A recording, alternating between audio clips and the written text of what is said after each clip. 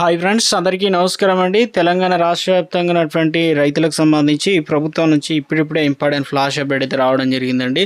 చాలామంది ఎదురు చూస్తున్నట్లుగానే తెలంగాణ రాష్ట్ర వ్యాప్తంగా ఇప్పటికే ఫస్ట్ విడత వచ్చేసింది. రెండో విడతకు సంబంధించి కూడా ఇక అదేవిధంగా మూడో విడతకు సంబంధించిన నిధులు షెడ్యూల్ ఇవన్నీ డేట్ అనేది ఫిక్స్ చేయడం జరిగిందనమాట. సో రాష్ట్ర వ్యాప్తంగా రైతాంగానికి సంబంధించి సీఎం రేవంత్ రెడ్డి తీపి కబురు చెప్పినట్లు ఒక అప్డేట్స్ అయితే రావడం జరిగింది. వానాకాలం సీజన్లో సర్వే చేశారనమాట. అంటే ముఖ్యంగా కొండలు గుట్టలు రాళ్ళు రప్పలు రిలేషన్ పనికిరాని భూములు ఇక అవన్నీ కూడా వ్యవసాయం చేయకుండా అలాగే సాగు పనికి రాకుండా ఉంటాయి కదా, అటువంటి వాటికి అయితే ఇవ్వలేదని చెప్తున్నారు. అయితే ఇప్పుడు తాజాగా వచ్చేసి మనకు ఈ యాసంగి సీజన్ సంబంధించి గతంలో ఇచ్చిన ఎంతమందికి వచ్చాయో వారందరికీ అయితే లిస్టులో భాగంగా ఇవ్వడం జరిగింది. దాదాపుగా ఒక 7 నుంచి 10 లక్షల ఎకరాల వరకు రైతు భరోసా అనేది కోత విధించినట్లు అప్డేట్స్ కూడా వినబడుతున్నాయి అన్నమాట. అయితే తెలంగాణలో ఇప్పుడు రైతు భరోసా సంబంధించి 1 ఎకరం ఆ పైన 2 ఎకరాల నుంచి 5 ఎకరాల ఉన్న రైతులకు సంబంధించి కీలక అప్డేట్స్ అయితే మనకు అందించారనమాట. ఎప్పుడు ఈ డబ్బులు అనేది రిలీజ్ కావడం జరుగుతుంది, ముందుగా ఎవరెవరి అకౌంట్లో డబ్బులు అనేది అంటే ఖాతాలో జమ కావడం జరుగుతుందో ఇందుకు సంబంధించి కూడా ఒక అప్డేట్స్ అనేది ఇవ్వడం జరిగింది అన్నమాట. సో పూర్తి స్థాయిలో తెలంగాణ రాష్ట్ర వ్యాప్తంగా రైతులకు సంబంధించి పెండింగ్ నిధులపైన ప్రభుత్వం కీలక నిర్ణయం తీసుకుందనమాట. ఇక రైతు భరోసా రెండో విడత నిధులు జమ పైన స్పష్టత ఇచ్చింది. ఇక మూడో విడతకు సంబంధించి రైతు భరోసా నిధులు జమ చేస్తామని ప్రభుత్వం ప్రకటించింది. అందులో భాగంగానే తొలి విడత నిధులకు సంబంధించి విడుదల చేసింది కదా. కాగా రెండో విడత నిధులు ఏ కేటగిరీలో రైతుల ఖాతాల్లో జమ చేయనుందనే దానిపైన కూడా స్పష్టత ఇచ్చిందనమాట. దీంతో రైతు భరోసా నిధుల కోసం వేచి చూస్తున్నటువంటి రైతులకు సంబంధించి ఒక సంతోషకరమైన వార్త అని చెప్తున్నారు. Big relief దక్కనుంది. తెలంగాణ రైతులకు మరి కీలక అప్డేట్ అనేది రావడం జరిగింది. రైతు భరోసా పథకంలో భాగంగా రెండో విడత సంబంధించి నిధుల విడుదల చేసేందుకు ప్రభుత్వం షెడ్యూల్ కూడా ఖరారు అనేది చేసిందనమాట. ఎప్పుడు డబ్బులు పడతాయి ఏంటనే దానిపైన కూడా ఏప్రిల్ మనకు రెండో వారంలో రైతుల బ్యాంక్ ఖాతాలో అకౌంట్లో డబ్బులు అనేది జమ చేసేటట్లు ఏర్పాట్లు అనేది సన్నద్ధం కావడం జరిగిందనమాట. ఇందుకు సంబంధించి సీఎం రేవంత్ రెడ్డి రైతు భరోసా నిధులపైన సమీక్ష కూడా చేయడం అయితే జరిగిందని చెప్తున్నారు. తాజాగా వచ్చేసి ఒక నోటిఫికేషన్ అయితే మనకి ఇచ్చారనమాట. ఏం చెప్తున్నారు ఏంటంటే తాజాగా ఈరోజు ఒక అప్డేట్ అనేది మనకు ఇచ్చే ప్రయత్నం అయితే చేయడం అయితే జరిగిందనమాట. సో ఎప్పుడు మనకు రైతులకు రైతు భరోసా డబ్బులు అనేది జమ కావడం జరుగుతుంది ఏంటనే దానిపైన కూడా అప్డేట్ అనేది ఇచ్చారు. ఇక ముఖ్యంగా చూసుకున్నట్లయితే అన్ని లావాదేవీలను ఆపివేసి మరి రైతు భరోసా పైన సర్కార్ ఫుల్ ఫోకస్ అయితే రెడీ చేసిందనమాట. అన్ని లావాదేవీలు అంటే ఏంటంటే ఇప్పుడు అవసరమైనటువంటి నిధుల కోసం అయితే మంగళవారం రోజు ఆర్బీఐ దగ్గర బాండ్ల రూపంలో అప్పులు తీసుకోవాలని ప్రభుత్వం ఈ తొలి ఆర్థిక సంవత్సరానికి సంబంధించి ఆర్థిక ఇబ్బందులున్న దృష్ట్యా వాటన్నిటిని చెక్ పెట్టి సంక్షేమ పథకాలకు నిధులు మళ్లించాలని ప్రభుత్వం దృఢ నిశ్చయంతో ఉందన్నమాట. ఇందుకు సంబంధించి రైతు భరోసాకు సంబంధించి ఇప్పటికే 3,000 కోట్ల వరకు దాదాపుగా రిలీజ్ చేయడం జరిగింది. పథకానికి సంబంధించి మొత్తంగా 9,000 కోట్లు అనేది అవసరం పడుతుంది. మరొక 6,000 కోట్లు అనేది అవసరం అవుతాయి అన్నమాట. విడతల వారీగా రైతు భరోసా అనేది ఇస్తూ ఉన్నారు. ఇప్పుడు రెండో విడతకు సంబంధించి ఇటు కౌలు రైతుల విషయంలో ప్రభుత్వం అత్యంత సానుకూలంగా ఉంది. వీరి అకౌంట్లో కూడా డబ్బులు అనేది ఈసారి నిధులు అనేది రిలీజ్ చేయడానికి సిద్ధమైనట్లు చెప్తున్నారు. అప్డేట్స్ అయితే అందుతున్నాయి. ఇక నేపథ్యంలో నిధులకు ఎందుకంటే నిధులు అనేది చాలా అక్కర అవసరం కాబట్టి మొత్తానికైతే తొలుత ఉద్యోగుల వేతనాలు, పింఛన్లు, వడ్డీలు కావచ్చు, పాత బకాయిలు, అప్పులు ఇవన్నీ కూడా రీపేమెంట్ లెక్కలు అనేది ఒకసారి చూసుకున్న తర్వాత రైతు భరోసా అనేది ప్రాధాన్యత తీసుకొని నిధులు అనేది సమకూర్చబోతున్నారు. ఇప్పటికే 2 రోజుల్లోనే మనకు ఏదైతే వరికి సంబంధించి ఉంటాయో బోనస్ డబ్బులు కూడా, అదేవిధంగా రైతులు అమ్మినటువంటి వరి పైసలు కూడా డబ్బులు అనేది జమ అయినట్లు కూడా మనకు తాజాగా అప్డేట్స్ అయితే అందుతున్నాయి అన్నమాట.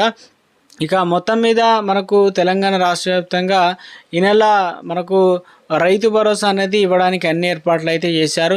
ఇందులోనే 2,650 కోట్ల రూపాయలు అనేది ప్రభుత్వం ఇవ్వడానికి ఏర్పాట్లు చేస్తున్నట్లు అప్డేట్ అయితే రావడం జరిగింది. కొన్ని మార్పులు ఇచ్చారనమాట. ఈసారి ఎవరికి ఇవ్వబోతున్నారన్న దానిపైన తాజాగా రైతు భరోసా అనేది పంట వేసి ఉండాలి, ఈ నిబంధన అందరికీ వర్తిస్తాయి. అదేవిధంగా ఇక వ్యవసాయానికి అంటే ఈ తెలంగాణ వేరే రాష్ట్రంలో ఉన్న రైతులకు ఇక్కడ ల్యాండ్ ఉన్నట్లయితే వారికి కొనుగోలు చేసిన రైతు పంట పండించినా కూడా రాదు. ఇక వ్యవసాయానికి కమర్షియల్ అంటే అనుకూలంగా లేని కమర్షియల్ భూములు ఉంటాయనుకో, అటువంటి వారికి కూడా ఇవ్వరు. ధరణి పోర్టల్లో వారికి ల్యాండ్ రికార్డులో పేరు లేకపోతే వారికి కూడా ఇక నుంచి ఇవ్వరని చెప్పేసి అప్డేట్స్ అయితే వచ్చాయి. అదేవిధంగా ప్రభుత్వ ఉద్యోగాలు చేస్తున్న వారు ఉన్నారు, అదేవిధంగా పెన్షన్లు పొందుతున్న వారు కూడా ఉన్నారు, ఇన్కమ్ ట్యాక్స్ అనేది చెల్లిస్తూ ఉన్నారు. అటువంటి వారిని ఇప్పటికే రేషన్ కార్డు ఉన్న వారిని తొలగించారు కదా. అంటే తెలంగాణ రాష్ట్ర వ్యాప్తంగా రేషన్ కార్డుల విషయంలో కూడా ప్రభుత్వం అనర్హులను ఏరివేసేందుకు సిద్ధం కావడం జరిగింది. సో అదేవిధంగా ప్రజాప్రతినిధులు కూడా వారికి రైతులకు రైతు భరోసా అనేది ఈ పథకాన్ని వర్తించొద్దని చెప్తున్నారు. ఇక ఆలయాల విషయంలో కూడా ట్రస్టులు ఇతర సంస్థల పేరుపైన వ్యవసాయ భూములపైన కూడా కలిగి ఉన్న అనర్హులందరినీ కూడా తీసివేయడానికి ప్రభుత్వం అన్ని ఏర్పాట్లు అయితే చేసినట్లు అప్డేట్స్ అయితే రావడం జరిగింది.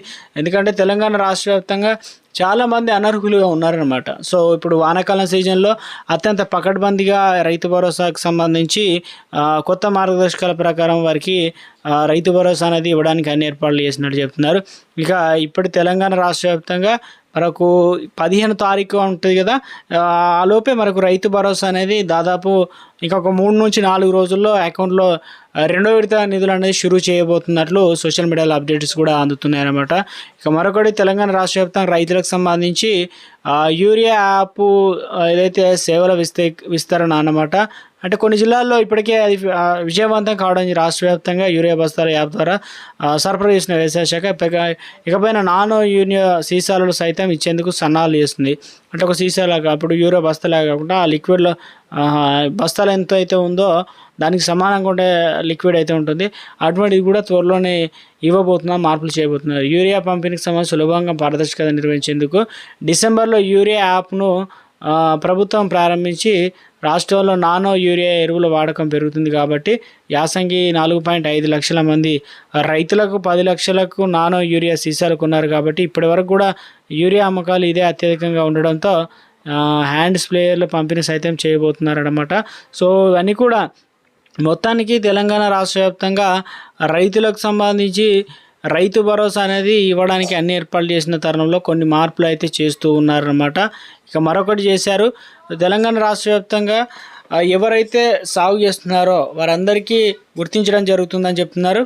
అంటే నేల స్వభావం బట్టి ఇప్పుడు నేల ఆరోగ్య కార్డులు పంపిణీకి రాష్ట్ర ప్రభుత్వం సన్నాహాలు చేస్తుంది. రాష్ట్ర వ్యవసాయ శాఖ కార్యదర్శి సురేందర్ మోహన్ తెలిపారు. అదేవిధంగా ఇందులో ముఖ్యంగా ఆచార్య జయశంకర్ ప్రొఫెసర్ తెలంగాణ విశ్వవిద్యాలయంలో నేల ఆరోగ్య రక్షణ వాలంటీర్ శిక్షణ కార్యక్రమం ముఖ్య అతిథిగా పాల్గొనడం జరిగింది. పంటల ఆరోగ్య పరిరక్షణకు సంబంధించి ప్రభుత్వం చర్యలు చేపడుతుంది. భూమి ఆరోగ్యంగా ఉంటేనే ఎక్కువ దిగుబడి వస్తుంది. చాలామందికి అన్ని రకాల ఎరువులు వేసినా కూడా దిగుబడి రాక చాలా ఇబ్బందులు అయితే పడుతున్నారు. అప్పులు చేసిన వారు అవి తీర్చుకోలేని పరిస్థితులు అయితే ఉన్నారు. కాబట్టి ఇక నుంచి అలా కాకుండా మంచి ఆరోగ్యంతో పాటు నేలను కూడా రక్షించాలనే ఉద్దేశంతో రాష్ట్ర వ్యాప్తంగా వాలంటీర్ వ్యవస్థ 30,000 మంది వాలంటీర్లు నియమించడం జరిగింది. ఒక్కొక్క వాలంటీర్కి సంబంధించి దాదాపు 10 మంది రైతులను వారికి సాయిల్ టెస్ట్ అనేది చేయడానికి ఇవన్నీ కూడా ఏర్పాటు భూసార పరీక్షలకు ఒక కార్డు లాంటిది ఇవ్వబోతున్నారు. ఇప్పుడు నూతనంగా ఏదైతే పిఎం కిసాన్ మనకు సంబంధించి రిజిస్ట్రేషన్కి సంబంధించి ఒక నెంబర్ ఇచ్చారో అలాగే ఒక కార్డు కూడా మనకు అందించబోతున్నారు అనమాట.